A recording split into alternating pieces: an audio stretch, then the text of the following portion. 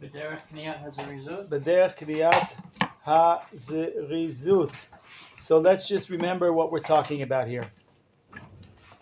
As we spoke before, in order to become a tzaddik, there's two characters you have to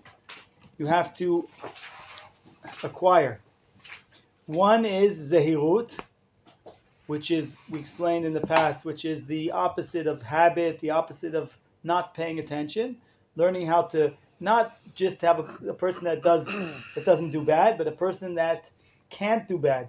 He's disgusted by the bad. He can't go near the bad because it's so aware of that the bad is bad. We're talking about mitzvot lo taseh. You can't go over on what Hashem says to do. How do you do that? The book guides you on how to do it with 4 steps.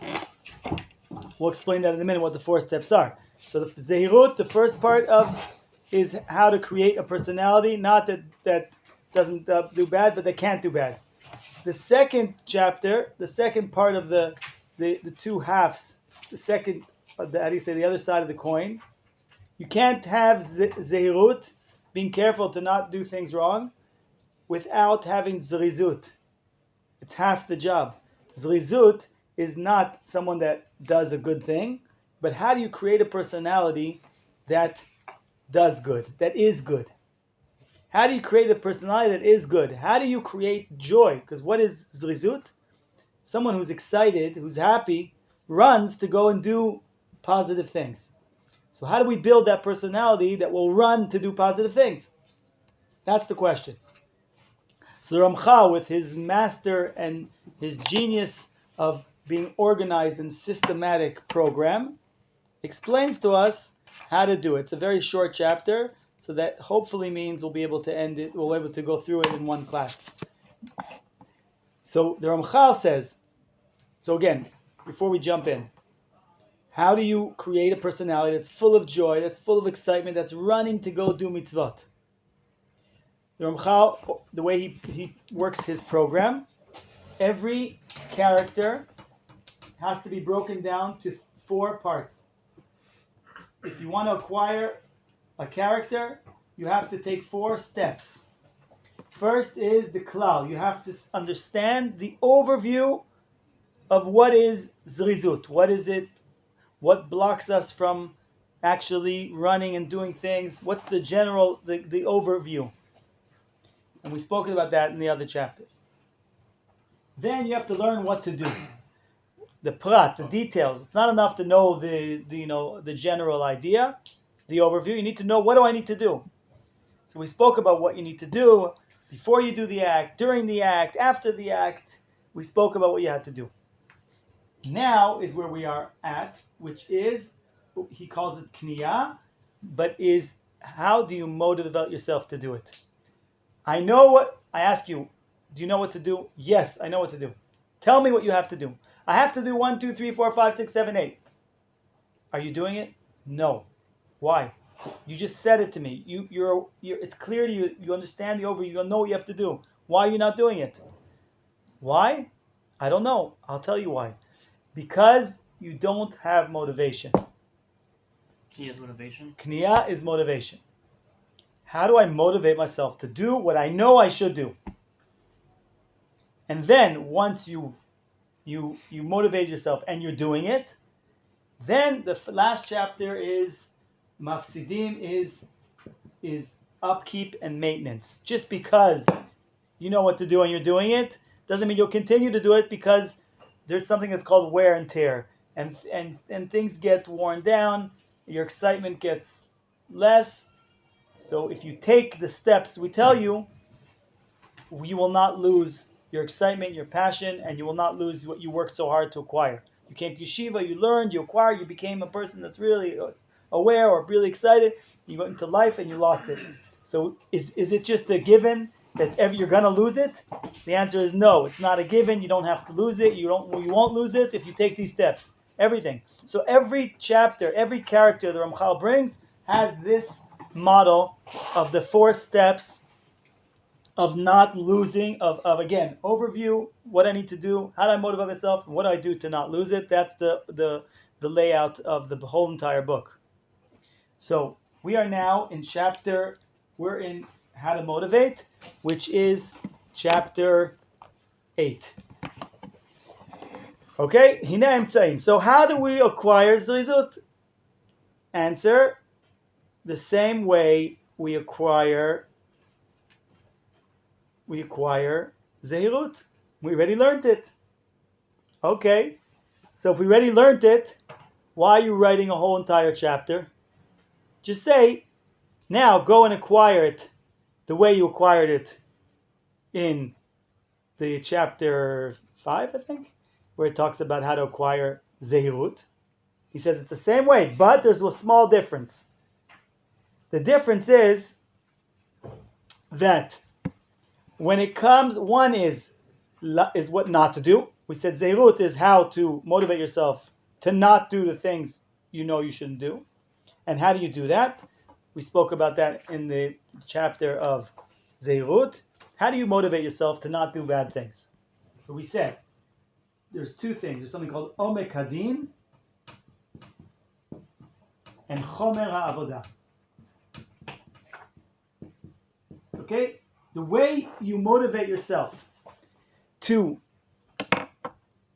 not go over on the transgressions or the mitzvot lo taseh, the mitzvot of you're not supposed to do, is through understanding this idea of the depth of the judgment and the importance and the outcome of the work that you're doing. We explained that when we talked about the midah of zehirut, right? I thought I'm a guard in the army and I'm guarding a doghouse. So I'm half sleeping. But when I discover that underneath the doghouse is the nuclear mind.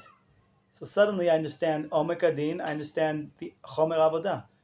If I don't guard it, what could be the outcome? How serious it is. But still, so that was 6 tears to escape. Exactly. So that is how we motivated ourselves for the Zehirut. And the Ramchal brought us that when it comes to motivation, there are 3 personality types. Education is not a one-size-fits-all. You cannot, even though that's how they teach in the Western world and in the school system, it's a one-size-fits-all. Everyone needs to know this amount, everyone needs to learn this way. The Ramchal is teaching us, no.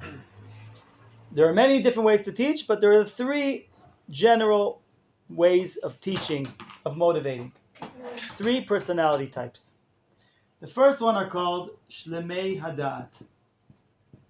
These are people that they want to do good because it's good. They want to serve God l'shem shamayim. They don't have any other goal or purpose of doing the will of God. They want to do it because God said to do it, and that's the only thing that they're interested in. So there's one way to motivate these type of people. The next type of people are called Pchutim. The Pchutim are people that they want to have and again, it's not trying to say who's better or who's worse. The Ramchal doesn't care about that. This is how people are born. This is how people have what their desires are. Again, Shlemei Hadat means in his understanding he's there. Doesn't mean his actions are there. But in his understanding, how will I motivate him is through understanding that it's the good thing to do, it's the right thing to do, it's the will of God. That's what motivates him. The second one are called Pchutim. And each one of you has to, again, we could all have a part of the other ones, but we have to focus on where is the force that drives me. The second one are Pchutim, are people that, what do they want? They want spiritual success. That's already a higher level. It's a higher level than, we'll get to the lowest, to the different level, but they want spiritual success. The way we motivated them for this was status, the very important spiritual things like respect, status. But it's nothing. You can't buy anything with it. It doesn't help you with anything. Yeah, but it's spiritual success. The next world. That's what they're interested in. Olam haba. They're interested in a spiritual feeling, being uplifted spiritually, feeling satisfaction, feeling right. So that's the second level, and the third level is they only want one thing: success in this world. I don't care about the next world. I don't care about respect. I want money. I want success. I don't want to be sick. I want to be healthy. I want to be happy. That's the third level. They're called Hamon Ha'am. Okay? So these are the three levels. And by the way, Rav Kook said a lot of people in this generation are Shlemei Hadat, and he wrote a book for tshuva that is only for Shlemei Hadat, which is called Orot HaTshuva. You won't see there the ideas that we talked about, respect or your spiritual success. You won't see there, the reward and punishment. You won't see that. That's something else. Okay. So the people that are the Hamon Ha'am, these are people that all they want is what's gonna stop them from doing negative things. What's gonna motivate them to do positive things is success in this world. Okay. Great. So let's move on. Let's keep reading. Shomei Hadat are people who are what again? Who are people who are idealists, they want to do good because it's good. They just want it l'shem shamayim. They want to do it for the sake of heaven. They don't want reward. Is it kind of blind belief? You could say they have a blind belief. They have a very special connection to doing the right thing, to doing what's good because it's good, not because of any benefit, not spiritual and not physical. These people want benefit, which is spiritual, and these people want benefit, which is physical. Mm-hmm. And those are the three personality types. The translation is Shlomo Hadat is completeness for knowledge. No, because we said dat is knowledge, Mm-hmm. but they have a perfection of their knowledge. Like they're in the right place. And their thoughts are in the right place. It doesn't mean their actions are. Okay. They're Shlemei Hadat. They're complete in their. They want to do it for the right reasons, for the reasons that are only for the sake of God, for the sake of heaven. They're not. If you tell them come and do it, I'll give you a piece of pizza. So they say, that's an embarrassment to me, right? Like, will you save someone's life and I'll give you a piece of pizza? Selfless, Yeah, they're selfless. in the Yeah. sense, yeah. Like that's what you're gonna. You're spitting. It's like you're throwing in my face. That's what I need you to motivate me to tell me you'll give me a piece of pizza. You're talking about God and the will of God. So now the Ramchal is gonna go through the three personality types in this chapter. The first one is very, very short. Same way he did it very short in the other chapter. The Shomei Hadat is short. Okay, you ready? The Shlemei Hadat are people that they get it very fast. They don't need to be explained in a very big way. What do they say? And by the way, I don't know if you look in the first chapter, there's something very interesting. When we talked about the first chapter, he talks about how God put us in a world, right?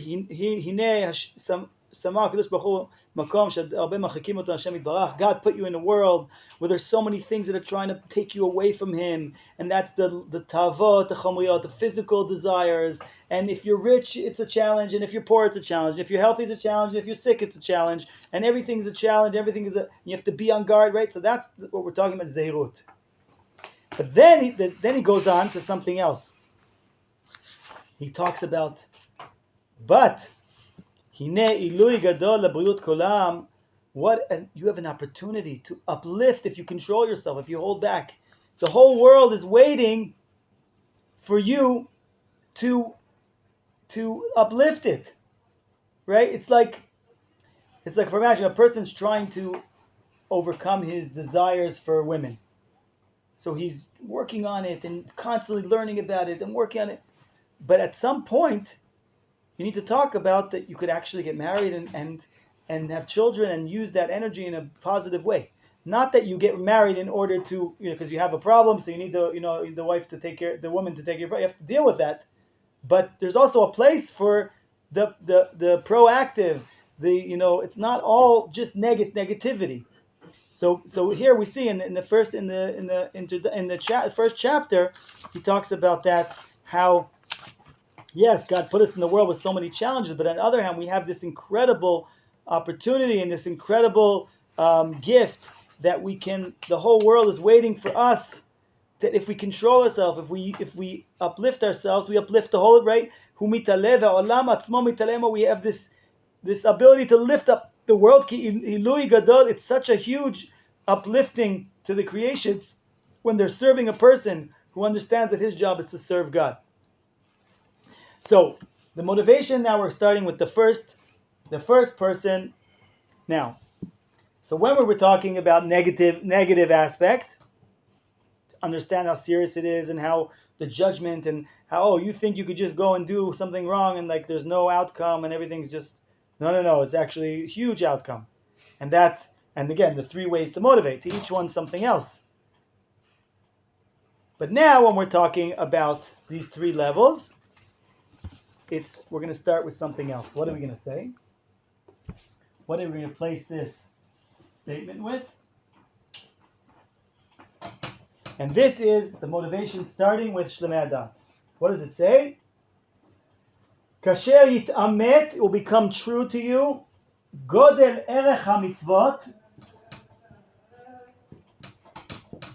Okay, the greatness of the value of the mitzvot. Verov chovato bahem.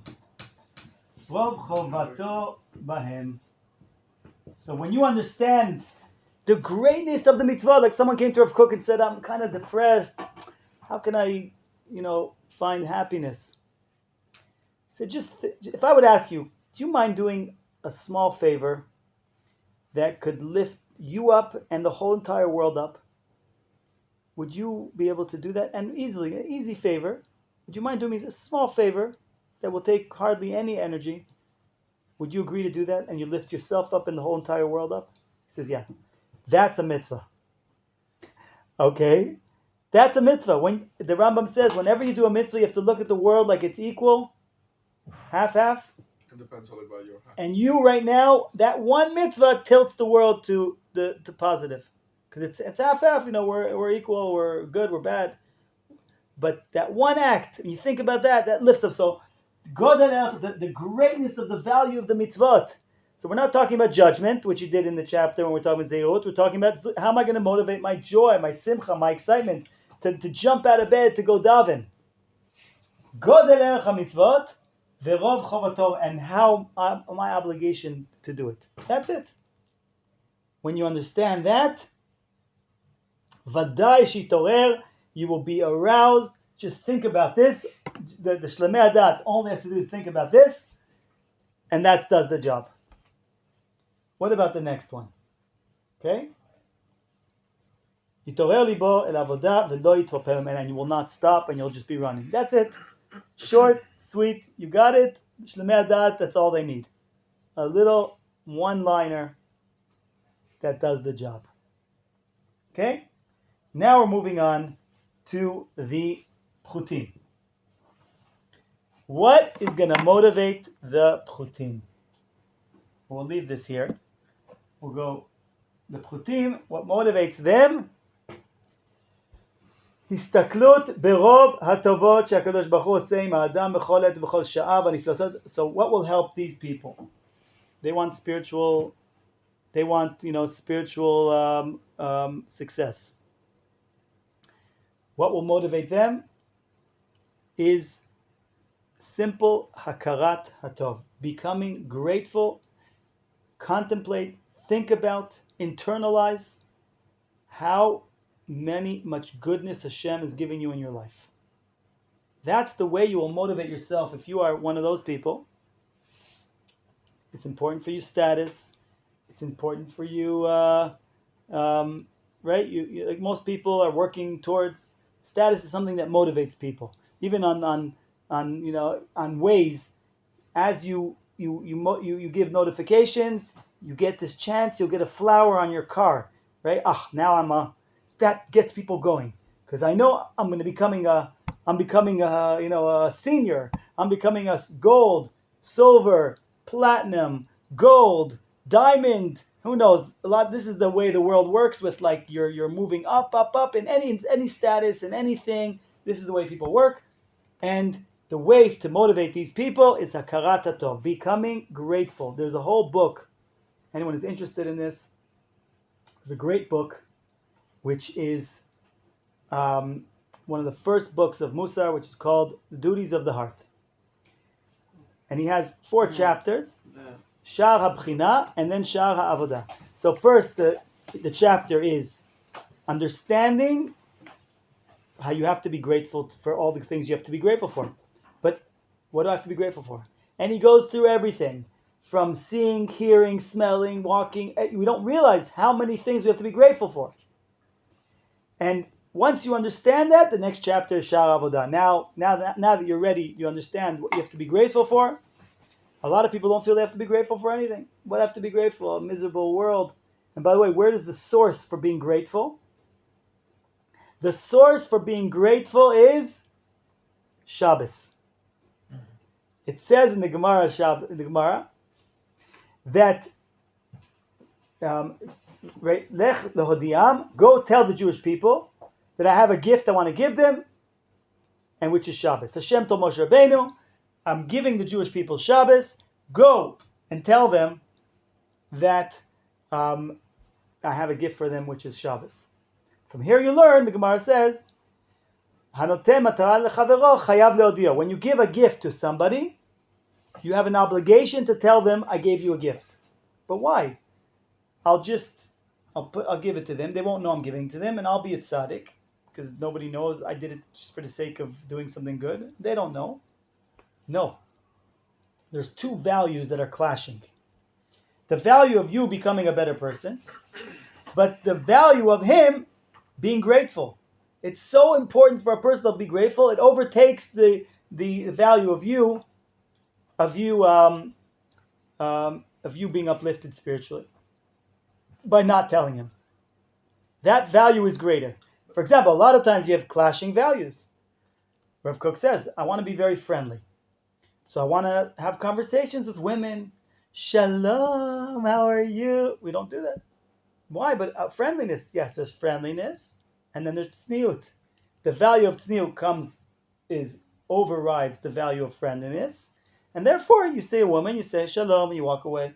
Unless you have a conversation that is, it's for a purpose. If she's a teacher, if it's a doctor, then you have conversations. But just for the sake of friendships, like you have with a man, you don't have that with a woman, because the clashing of the 2 values, which is friendships and tzniut overrides.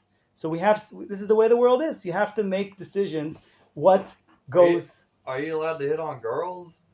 You're not allowed to hit on girls unless. Like, how are you supposed to get married? I mean, like, if they don't know that you like them, you know. Like, well, that's why there's shidduchim. I mean, I'm a shadchan, and I highly recommend shidduchim. First, for many, many reasons.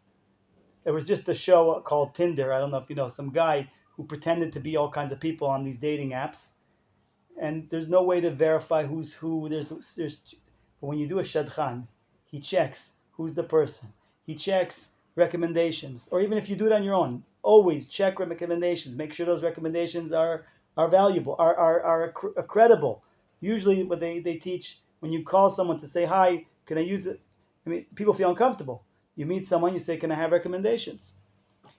Usually, the recommendations they give you are not the recommendations you want. Tell them, who else do you know that can recommend? So it's not someone that was organized ahead of time. Anyway, it's a whole philosophy. This is a whole world of shidduchim. I don't want to get into that. We're talking about how do you motivate yourself to do the mitzvot aseh, to perform the mitzvot, to be excited to serve Hashem. If you are shlemei adat, all I have to do is tell you the value, the greatness of the value of the mitzvot, and the greatness of your of your obligation for it. That's it. I'm done. I'm set. Thank you. I'll go home now. I'm motivated. I'm done. If you're not that, you need something else. If you're the prutim, if what you're looking for is spiritual success in this world, and by the way, it's not you're worse because you're not this type of person, it's just who you are. And this is who you are, and this is the way you're created, and it's not who's better or who's worse, but just use whatever you got to serve Hashem. Right? If your status is important to you, so we'll explain to you when it comes to not doing Averas, if you do that Avera, you're going to lose your status.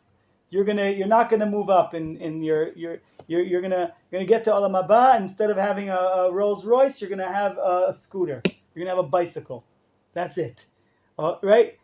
Oh man, that I'll do. That can't happen. I gotta have a Rolls Royce or a Ferrari, right? Yeah. Okay, fine. So Maserati. I don't know, whatever gets you going. So basically, here we are. What is gonna help you? So we said, what's going to motivate the person who is the prutim is understanding the hakarat. Oh, so I wanted to end my idea.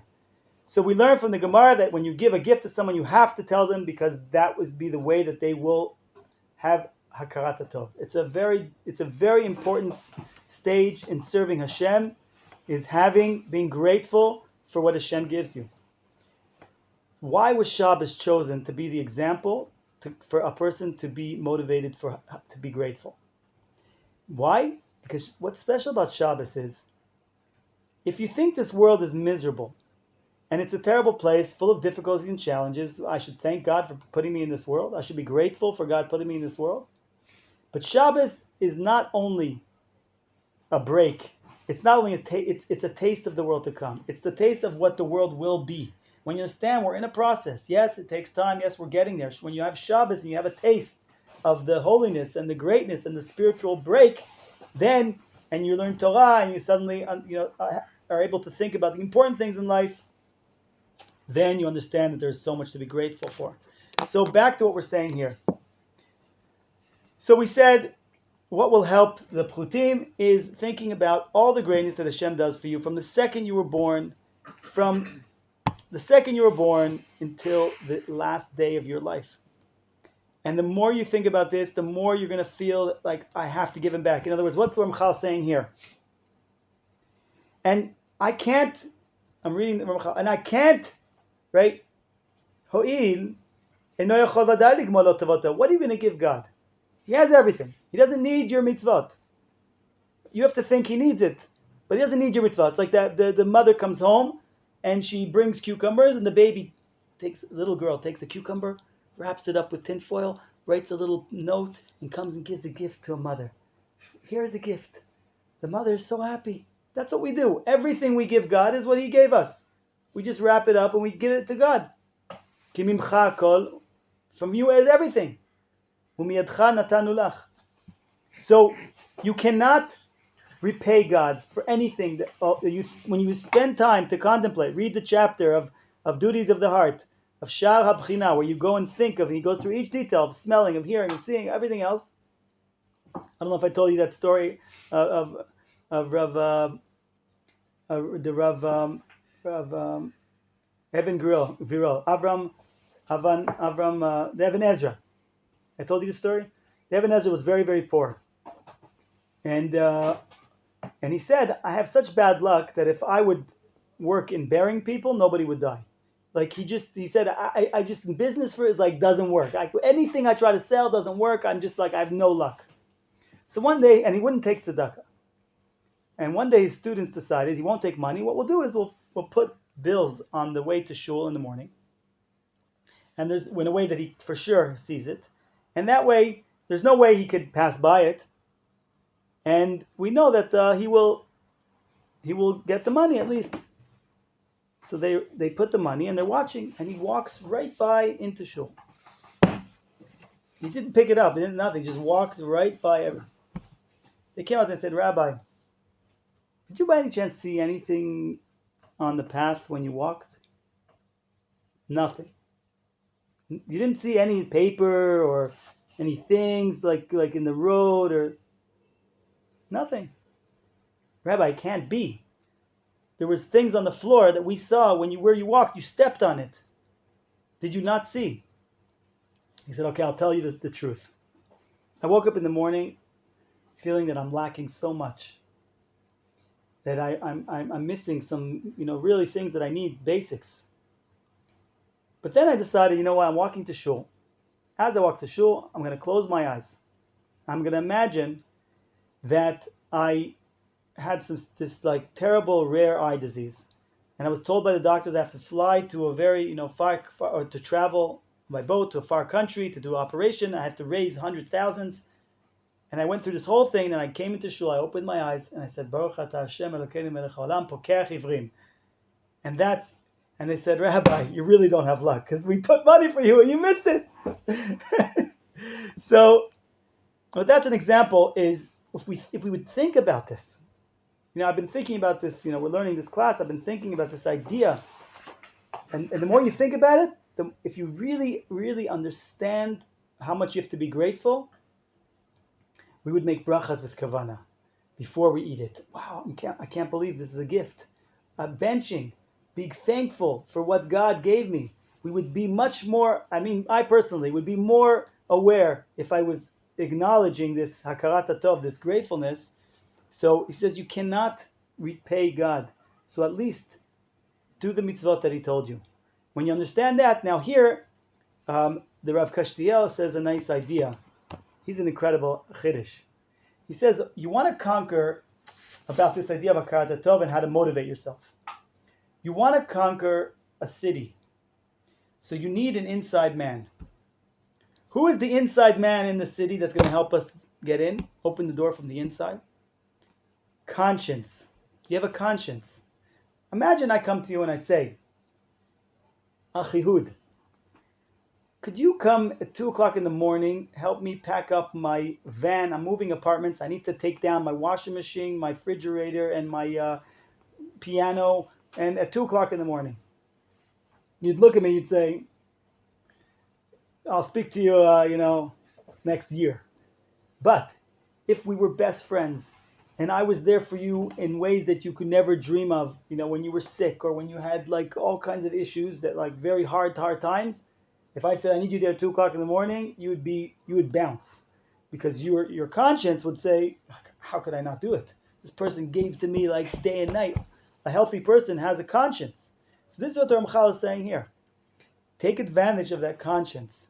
Understand, once you learn how much Hashem is giving to you nonstop, every day, every night, and then you would understand, you would be running to do it. So use this. You have it in you. Uncover that conscience is good. Use it for serving Hashem.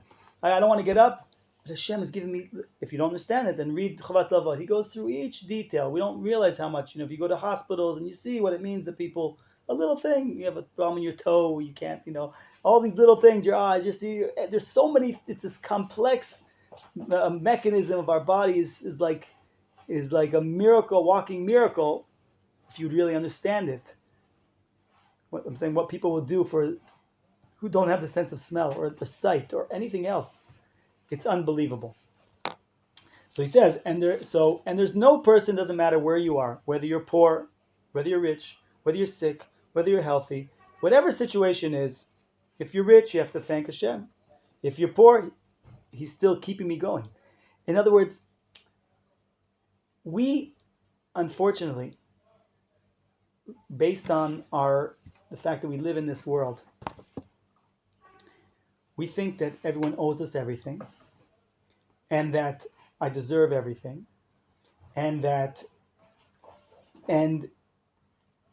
unfortunately, it says that even our mother Leah was punished because she called her last son Yehuda. She says, now I'm going to thank God. She was punished for that.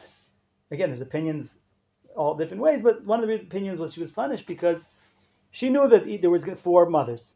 Each one was going to have 3. She had 4. Now I thank God.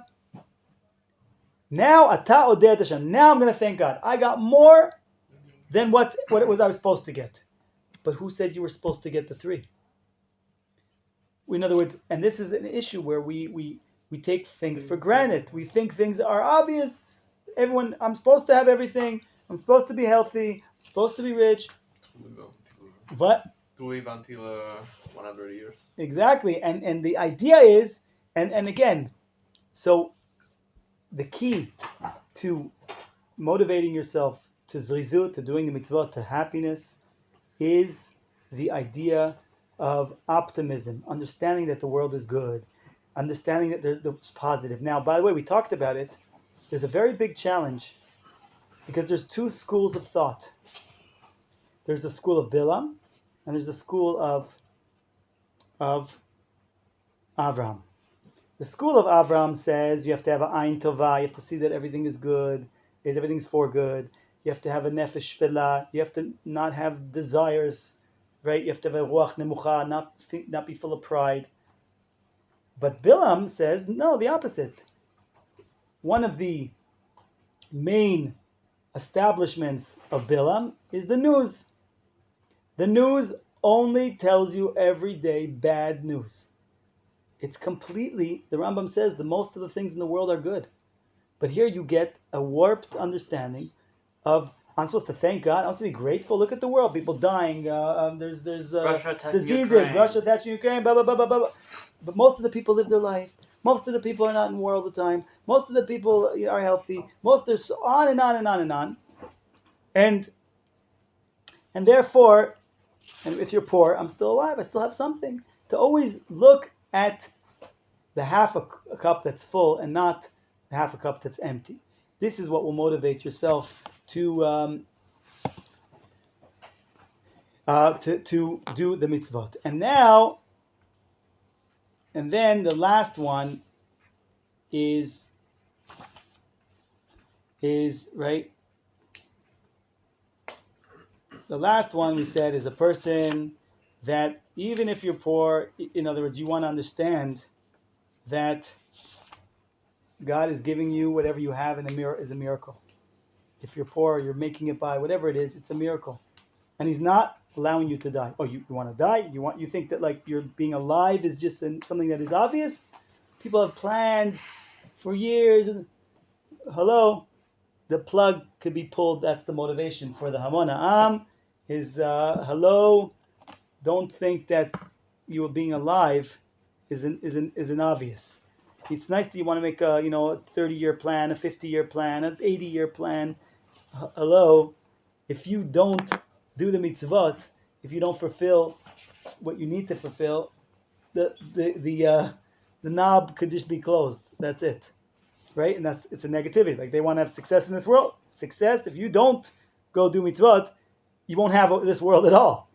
It's just a means for them, for the material end. Exactly. So there he says, and even if you're sick, so if you're sick, or like be careful, you might get sick, right? I mean, this is when people, start going to rabbis and all these Kabbalists and things like that, which I'm against, but people start acknowledging that this is not the normal way things run. They need to go look for something that's outside of the ordinary because it doesn't roll with the rules. This is not things are not things are not going the way I planned. This is not part of my 120-year plan, and it's not going. Oh well, I'm sorry. No one said that your plan was approved, not approved, right?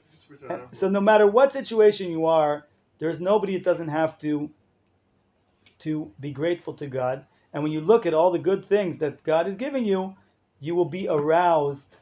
Now, again, it's not simple because when it comes to zehirut, to being careful, all you have to do is learn things that will help you not do things wrong. But when it comes to zrizut, to excitement, to passion, to being on fire, that's what we're talking about here. You need to motivate your ratzon, your desire.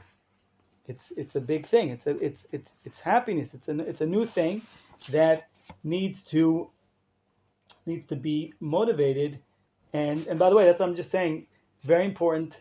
Do not watch the news. They just started a new thing. If anyone wants to, I'll be happy to show you. I'll send you the link. Where at the end of every day, because a person wants to feel that he's important, that he, understands everything that's going on in the world. So you want to know everything. They give you the news in one SMS, and they give you, Headlines. Headlines of the important things. 1, 2, 3, 4, 5, 6 things. What's going on in the world? What's going on in Israel? What's going on in the finance, the politics? It takes you maybe 30 seconds to read. And then you could pretend like you're an important person because you know everything.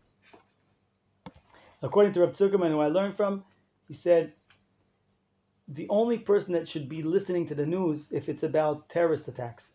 Are you the chief of staff of the army? Are you in a commando unit? You need to know where the terrorists, what happened. Why do you need to know this? Why do you need to know what's going on? But we have this desire, it's part of pride, of wanting to be in control of everything in the world. We know everything. We're on top of everything. We are the kings of the world. Have a little bit of humility. Focus on what you need to learn. And you should know that's when they invented the what was it called? That thing that you click to send messages? Telegraph? The telegram. Telegraph or telegram? Telegram is the post itself, but like the letter. Yeah. So when the telegraph is telegraph's the the machine. So And until that was invented, so you knew that whatever you knew was what happened around you. You heard someone died because you had to go to the shiva, you had to help the family. You only knew things that applied to you. As soon as that telegram was invented, now you know things about everything in the world and you don't need to do anything about it. You just need to know. Why do I need to know what's happening in China? Why do I need to know? What do I need to do about it? A person has to have a personality where I want to know things that apply to me. I want to know things that I can do something about. I want to be involved. I don't just need to have this curiosity that I need to know everything and nothing hits home. Nothing applies to me. Nothing has any effect on me. It's a problem. So stay away. Stay optimistic. That's the only way to see the goodness, the happiness, is see the goodness of Hashem. Is stay away from the news, and one last thing. So this is what he says there is that whatever situation is, you have to no matter what situation you're in, you have an opportunity. And by the way, we learn from this that like even being alive and sick and in suffering is still a gift. He says even if you're suffering and you're sick, you're alive. You're in this world. There's a fixing to the soul. There's a purpose of a person just being alive, doing the will of God, being in this world, going through whatever we have to go through. We don't know why, but it's part of also when a person gets sick, the effect it has on his surroundings and his family, and you never know how what you're going through is advancing and bringing God's greatness to the world. And sometimes that's your way to serve Hashem. I told you a rabbi here. Right, Yigal Levinstein, and he asked Rav Zuckerman, who was also going through suffering and cancer, and he said to him, what's the purpose of me going through all this? And he said, humility, to learn anava, to learn humility, just accept the will of Hashem, to become a vessel for Hashem. That's the greatest gift and the greatest level that a person can reach, is to allow Hashem to work through you in the way that He chooses. And so if you look and you understand that really I have so much greatness, I have so much to be grateful for the Hashem, just for being alive, you'll want to thank Him. And here's this, the Ramchal ends off by saying, here you see I gave the 3 levels, Shlemei Adat, the obligation. They're so happy they have the obligation. They're looking for the obligation. So once they just understand the great value of the mitzvot, like the Rav Kook used to say, in one mitzvah it's like a capsule. That it's like a capsule that encompasses in it billions of idealism, of bringing the world to good, of uplifting mankind. All those things are encapsulated in that mitzvah. So the understanding that's enough for the Shlemei Adat. The Pchutim is, like we said, the next world, the respect, that place. And the Hamon is the needs that they have in this world. Like we said, they don't want to lose out. So I just want to end one last thing. If you have any questions on what we what we discussed, is the last thing I want to say. That this is a teaching that I review often. I review often there's a Gemara that says that this is some idea that I really I review it often because it's so important to know. He says there's Gemara Shabbos that says that a person who breaks things when he's angry, or tears things when he's angry, or throws his money away when he's angry, like people that go to court just to kill the other person and they don't even care, right, how much it's going to cost. That person, says the Gemara, "Yeh benecha ke'oved avodah zarah." That person is like an idol worshiper. Why? Ki kachi umanuto shel yetzer hara. This is the technique, this is the system of the yetzer hara. He doesn't come to you and say, go rob a bank. He says, just do something small. Break it when you're angry. He says, break it when you're angry, right? Tear it. Throw it away, right? And then he tells you do more and more and more until he tells you to go do idol worshiping, and you go and you do it. That's what he says. That person goes and does it. He tells you today do this, tomorrow do that. Start with breaking, start with tearing, start with throwing money away, and you'll see where it's a slippery slope. So on that Gemara, the Rav Kook explains it in an amazing way of explanation. He says, when something bad happens to you, the thing that happens is not the bad thing. Is not the terrible thing. It's like a snake bite. The snake bites you. The bite is nothing. It's a little small like pin. But it's the poison that goes into your blood system and hits your brain that kills you. So the Rav Kook says every bad thing that happens to you, when something bad happens to you, it's not the thing that's dangerous. It's the thought that comes with that thing. You bang your head, boom. There's the poison that goes into your head. What is the poison? The 3 thoughts. He says there's automatic 3 thoughts that go into your head. Every time something bad happens to you, there's 3 thoughts. And when those 3 thoughts that I'll tell you in a minute what they are, when those 3 thoughts you become convinced by them, you're finished. What are the 3 thoughts? 1, God hates me. 2, this is just happening randomly. 3, nothing good is going to come out of this. Those are 3 thoughts. When any bad thing happens to you, it's always the same 3 thoughts that come right to your head. God hates me. Nothing good is going to come out of this. And this is just randomly happening. And therefore, the Gemara says, Chayav Adam lehargil leshono lomar. You have to, there's halacha. You have to say, every time something bad happens, if it's super bad, so you have to make a bracha. Dayan ha'emet, the true judge. No, this is not. This is not random. This is not because God hates me. This is not happening, and nothing, and something good will come out of it. Something, right? That's what you say a bracha. But if it's not so bad, it's even a small thing, because you don't want that poison to go into your brain. What do you have to say? Chayav Adam largil l'shono lomar. It says Lo'olam yargil Adam l'shono lomar. Always teach yourself to say Kol man David Rachman aletav avid. Because of that danger. So you have to learn to say to yourself, everything God does is for good, or the short version, Hakol letova. Unfortunately, today there's a slang, and it goes out, slang is something that people catch onto a word, and everyone says it, and everybody uses the same word. What's the thing everyone says today? Hakol tov. Hakol tov. It's all good. We don't believe that. We don't believe that everything is good. If you say to something, everything is good, Hakol tov, it's all good, you're completely not acknowledging that this world has challenges, has difficulties. Hakol letova, everything will lead to good. Something good will grow out of it. This challenge will grow positive things. Hakol letova. My kids, every time I say Hakol tov, I say Hakol letova. They still haven't gotten it, but Hakol letova.